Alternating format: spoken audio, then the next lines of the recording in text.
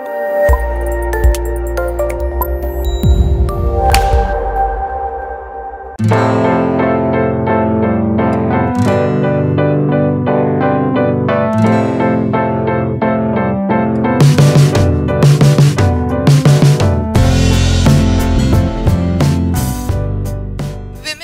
their desires and their right to desire rather is the flavor of the season. So, and Big F, as you said, talks about that. So can you tell us a little more in detail about it? Well, this is a potpourri of stories about women from different walks of life and their need to desire, need to express themselves, whether physically or otherwise. This is the second season, and I think in this season we try to delve more into the Indian woman's psyche and address the forbidden desires. And also...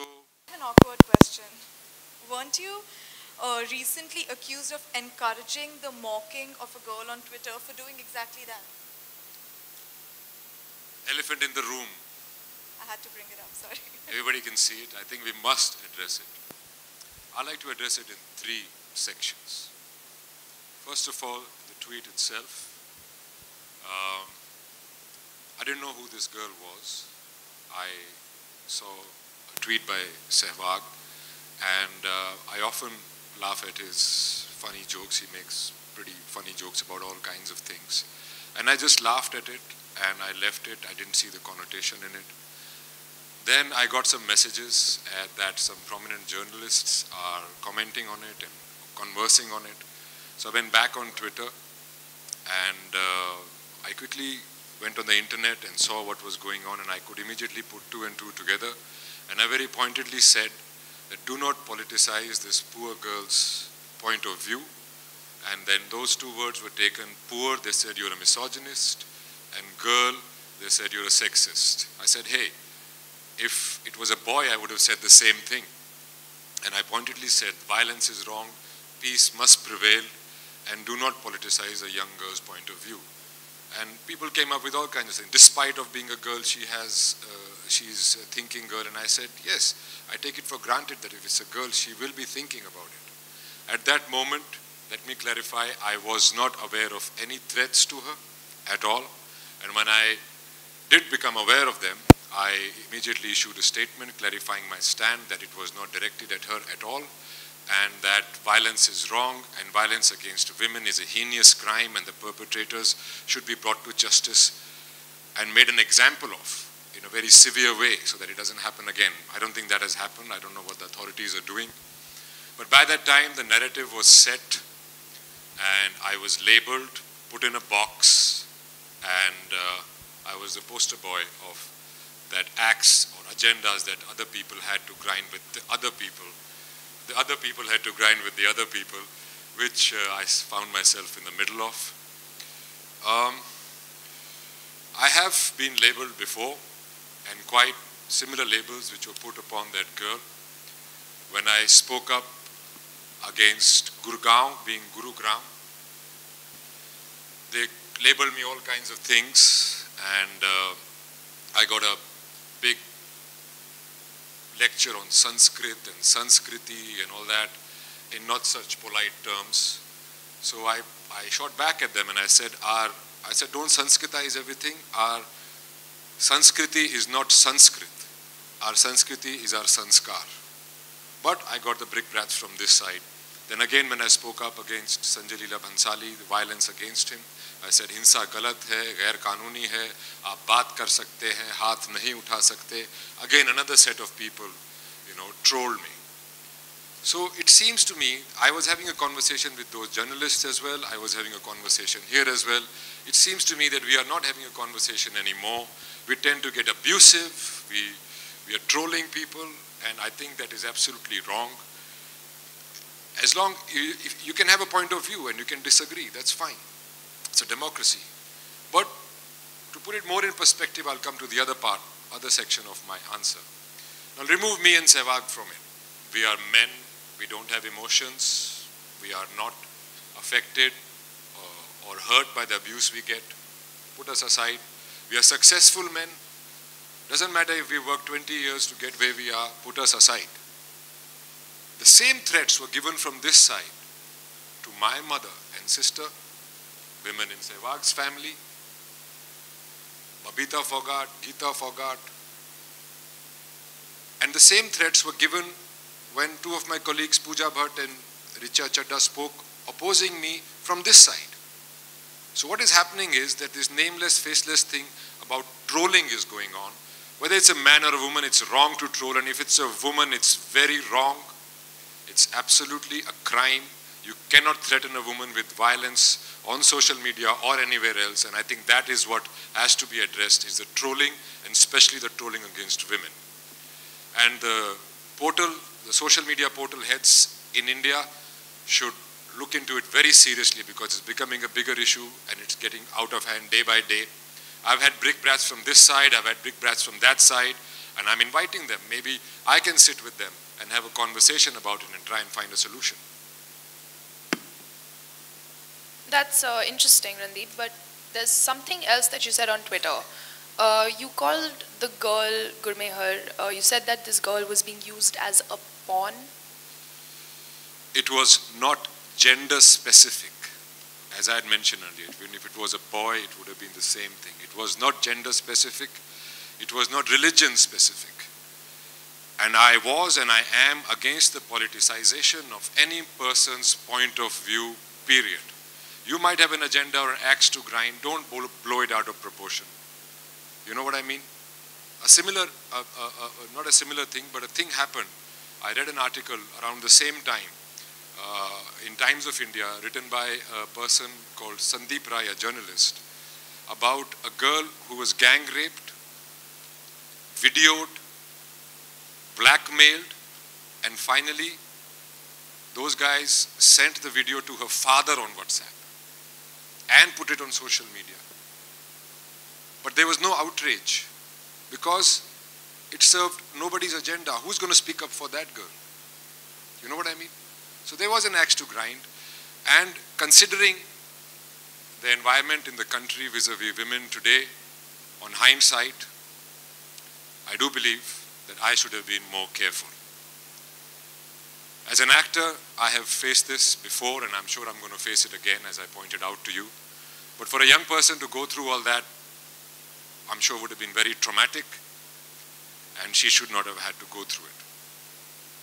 Randeep, as you also said earlier, that you relate a lot to the youth of India.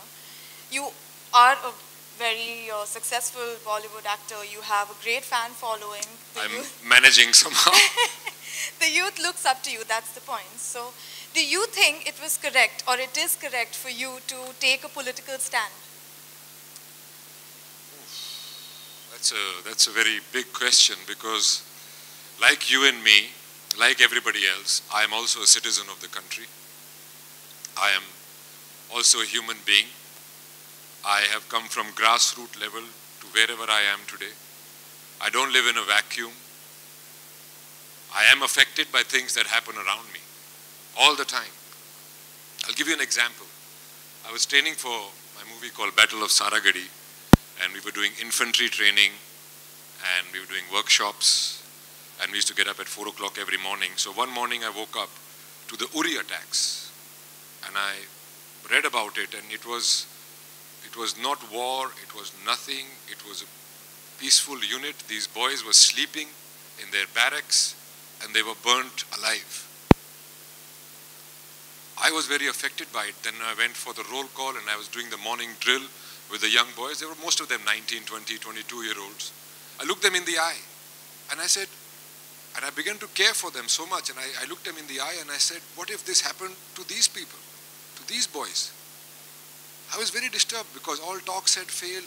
In my own citizen opinion level, and there was this whole talk going about how we should isolate them diplomatically and economically, and I don't know what to do next. So and there was this hashtag going around, ban Pak artists. So I wrote that if we are trying to isolate them diplomatically and economically, maybe we should also isolate them culturally. And I used the hashtag. And for that, I got different kinds of brickbats. I got silent treatment, and I still do get silent treatment from a lot of people in my own fraternity. it was my attempt, or rather naive attempt, at stopping the violence, at taking a step towards it, but it was only concluded as if it was against artists. We are artists. We are like any other person. An artist is also a citizen of a country. Now, similar to this, Meryl Streep. All of you heard Meryl Streep's beautiful speech at the Golden Globes. She was lauded. She was very witty. She was on the point. I also lauded her. And when she said that, a lot of people here said, why don't Indian actors express their opinions about all these things? This is exactly why we don't. No matter which side of the coin you are. Is it okay that if you speak against the establishment, it's freedom of speech, and you're again put into a label? And if you speak about something you like about the establishment, you again put into a label like, you know, bootlicker and many other things I don't want to talk about. The point is, why cannot we express an opinion or a desire without being labeled? That is the problem. You can have an opinion, you might disagree with me, it's fine. And as for the youth of the country, I think we are a very young country. I think they are the future of our country, and I am not at all worried about it, because the youth today is very well informed, also because of social media, very well informed, and they are very outspoken, so there is nothing to worry about. I think they can make their own decisions. So coming back to MTV Big F Season 2, the concept of the show is quite bold. It talks about women and their sexual fantasies and their desires. Do you think India is ready for this kind of a concept to be aired on television, mainstream television? Well, it is 2017, guys. Why are these things still a taboo? I have a reason for it. I don't know whether you guys do or not. I have a reason for it. Because there are two Indias. It's not one India, there are two Indias. One India that has arrived, and another India that is aspirational. It is getting there. This show is about that aspirational India, where a person, man or a woman, can express his or her desire or opinion without being labeled or lynched for it. And I think, most importantly, this show talks to men. And that is why I am here as a host of the show, talking to these men, that a woman is not the object of your desire to do with her as you please. She's a person. You know, if you do it, you're a stud. If she does it, you're a slut. If she's wearing a short skirt, doesn't mean that she's asking for it. All these things have to be addressed, and it has to be addressed to the men. That is what we need to change. But Randeep, with women in India facing so much violence, like on a daily basis, do you think a show like this is going to give, well, wrong ideas to men or boys? Bus. This is exactly why we are doing this show, MTV Big F. These are the very questions we are trying to address. And it is for both men and women to understand that if a woman enjoys sex, it doesn't mean she's a slut. And if she's hanging out with the boys, it doesn't mean that she's characterless. She's a person, just like you and me, and she has the right to consent. And in fact, this is one of the main things that I am talking about in the show. And it is the idea of consent. And we've got 5 points that we've addressed through it, which are as follows. I'll read them out to you. When someone says no, it means no. It's not maybe, it's not perhaps, it's not because she's shy, it's not a game. Uski na mein haan nahi chupa hua hai. If a woman desires you, she will let you know. Trust me. And if she can't let you know because she's inebriated, that means it's an absolute no. You cannot take advantage of her. And if she's unsure, let her take her time. You cannot assume it's a yes. And if she asks you to stop midway and changes her mind, respect that and back off. She does not have to finish what she started. she doesn't owe you anything. So these are some of the pertinent points that I am addressing through the show to the men in this country. So Randeep, since you and the show are, it's about women in sexually strong roles and stuff, and clearly this is what you think our country needs and the youth needs. Do you think this show will open up the minds of the youth? I certainly hope so. That's the attempt here.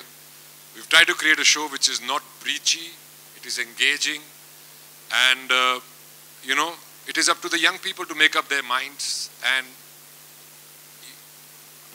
make educated decisions. That's what it's about. You have to make educated decisions. And so this is what we are trying to do. Thank you so much, Randeep. I Pleasure. really hope that MTV Big F Season 2 achieves what it's aiming for. I'm very excited to see it. Ladies and gentlemen, we now have a short photo op. So if we could just wait for the setup.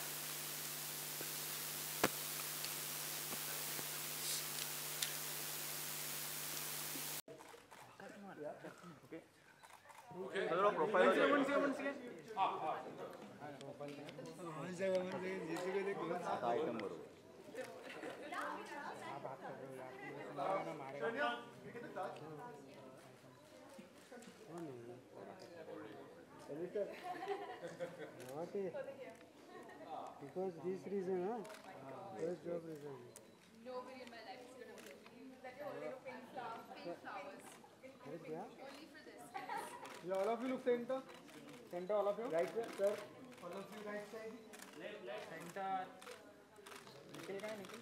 So one side here. All of you center. Randeep, right sir. Randeep, all of you center.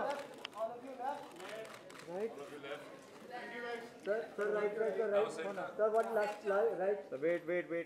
Sir, right. Now right.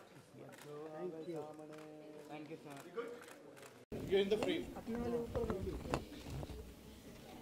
Ready? Yeah. Randeep, सबसे पहले debut हो रहा है TV में, क्या कुछ कहना है? नहीं, टीवी एक बहुत अच्छा माध्यम है लोगों तक पहुंचने का, और मैं खुश हूं कि मेरा डेब्यू एक यूथफुल चैनल से हो रहा है, क्योंकि उन्हीं से मेरी बातचीत ज़्यादा होती है, तो I really like the concept of the show as well.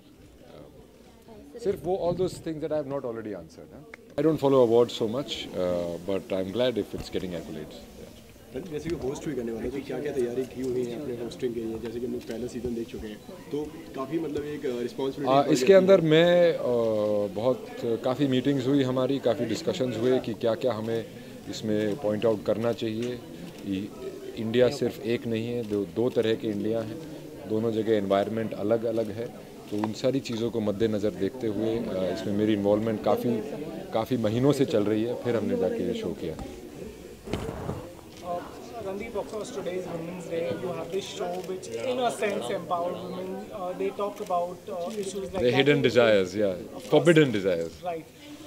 But on the other hand, when you go on social media, these trolls are actually threatening them, trying to target them.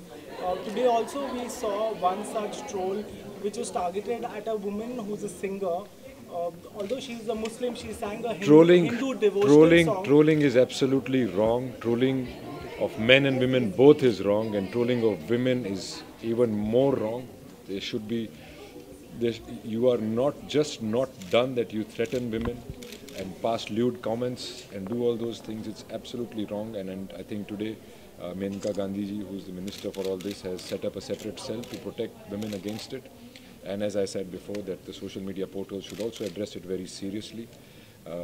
Abusing and nameless, faceless people abusing people, and and threatening people is absolutely wrong. We cannot stand for it. Also for the fact that art and artists are way above religion, creed, or anything. Do you think they should be targeted just for singing, like this girl who just sang a Hindu devotional song? Absolutely. Being a Muslim We are all humans. Recognize the whole human race as one. That's very important. Randeep जी, आज women's day है, तो आज social media पे देखा जाए तो आज रामगोपाल वर्मा जी ने ट्वीट किया था वुमेंस डे के रिलेटेड, तो आपका उसके ऊपर क्या रिएक्शन है? ना मुझे उनके ट्वीट ना मैंने पढ़ा है और ना मुझे इंटरेस्ट है. Randeep, what was your idea behind, coming on this show and being a part of it? Because it really, I really don't do much. If you look at my filmography also, things that I don't believe in. And I really believe that it is about time we started having a conversation about the forbidden things, the so-called taboos regarding women in our country. And I think it's a great opportunity. And I've really collaborated with the show creatives. And I think it's about time we started doing that. And it's about time we stopped labeling people and lynching people for their opinions and expressing their desires. Rather than talking about women empowerment, don't you think as a society it's important now to really start feeling it and absolutely, absolutely. That's why I said there are two Indias. One India has arrived and another India is aspirational. This show is targeted at the aspirational India we all want to be a part of, where any man, woman, regardless of gender or religion, can express their opinion or their desires without being labeled or lynched. Okay? Thank you very much. Thank you so much for your time. Thank you.